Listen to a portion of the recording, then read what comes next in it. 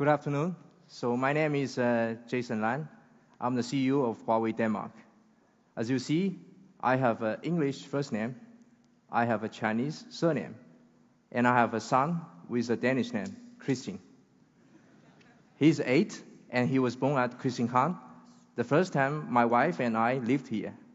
So Denmark is our second home, and Sweden our third, Poland our fourth, Ghana our fifth, and Nigeria our sixth. But I can tell you, Denmark feels like home.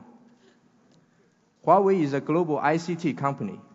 Our headquarters is in China, but our employees and the components of our smartphones come from all over the world. I have more than 180,000 colleagues. At Huawei Denmark, most of them are Danes, and I admire the way Danes express their opinions. You know what?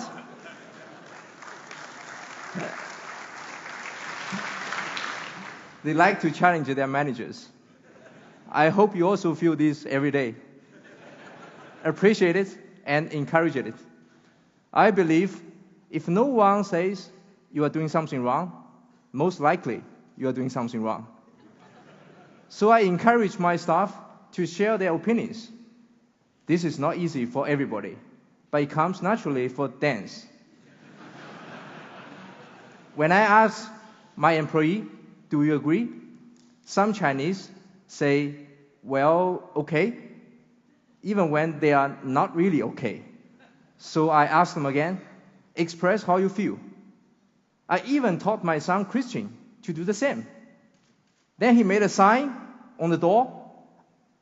Green, you are free to enter. And red, stay away. This made his grandmother very upset. And we all had a long talk, and the sign is still on the door today. So cultural differences are not always easy. But in general, the solution is the same. Express yourself clearly. Ask the same of others. And follow up if you have the slightest suspicion of misunderstandings. This is also how to communicate in a global company. In short, the Danish way. Tell your employees they can say no. Maybe Danes are good at saying no because you like to limit risks. You make few mistakes, obviously a good thing. And I bet you rarely find yourself in crisis. Even better, no one likes a crisis. But in China, the word crisis means risk and opportunity.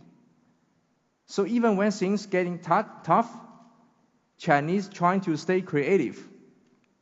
Maybe Danes can learn a bit from Chinese here. If you focus too much on risks, it might prevent you from acting quickly. If you don't act quickly, problems might grow and you might miss important chances. I believe acting quickly will be very important in the future. Because in the future, the pace of technology will rapidly affect the business in many sectors. How to manage a company in the future? Stay creative and act quickly. I like doing business in Denmark, and I find that here business comes first, and then maybe after business we can become friends. In China, friendship often comes before business. So don't get confused if a Chinese asks you to meet with no agenda. But in China today, the Danish way, straight to business, is getting more common. And I personally feel the Chinese way is also getting more common in Denmark. In the end, the core is the same. We all want to build trust. We need trust to do business. You Danes are world champions of trust.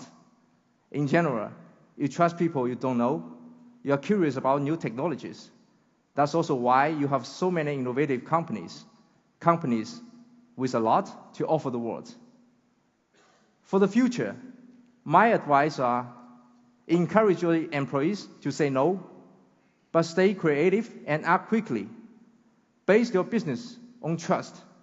Trust in new people, trust in new technology, and trust in global cooperation. Thank you for inviting me.